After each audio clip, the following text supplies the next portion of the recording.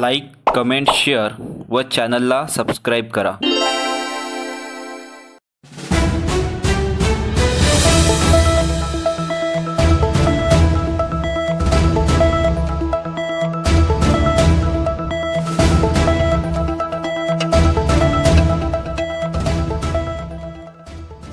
महाराष्ट्राचे लक्ष लागलेल्या बहुप्रतीक्षित सावनेर विधानसभेचा निकाल लागला असून केदार विरुद्ध देशमुख संघर्षात डॉक्टर आशिष रणजित देशमुख यांचा विजय झालेला असून सुनील केदार यांचा बालेकिल्ला असलेला सावनेर विधानसभा मतदारसंघात त्यांच्या पत्नी अनुजा सुनील केदार यांना पराभवाचा सामना करावा लागला आहे।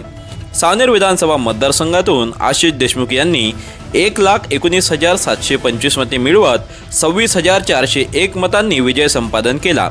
काँग्रेसच्या अनुजा केदार यांना 93,324 मते मिळाली।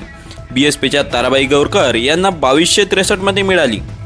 वंचित आघाडीचे अजय सहारे यांना 2,152 मते, अपक्ष पंकज घाटोळे यांना 1,037 मते, अपक्ष दिवाकर कडू यांना 815 मते, अपक्ष गजानन भिंगारे यांना 758 मते, अपक्ष आशिष देशमुख यांना 735 मते, अपक्ष अमोल रणजित देशमुख यांना 567 मते, अपक्ष अनिल बोळके यांना 355 मते, मनसेचे घनश्याम निखाडे यांना 219 मते, प्रहारचे प्रणय चांदेकर यांना 161 मते, रिपब्लिकन पक्षाचे भीमराव डोंगरे यांना 154 मते, अपक्ष राजेश श्रीखंडे यांना 120 मते, अपक्ष ॲडव्होकेट प्रदीप सोमकर यांना 103 मते, अपक्ष संजय मंदोरिया यांना 96 मते, अपक्ष अशोक नानवटकर यांना 80 मते, अपक्ष भोजराज भुते यांना 77 मते सावनेर विधानसभा सदस्य निवडणुकीत मिळाली।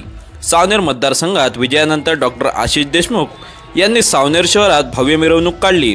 यावेळी भारतीय जनता पक्षाच्या कार्यकर्त्यात आनंदाचे वातावरण पाहायला मिळाले।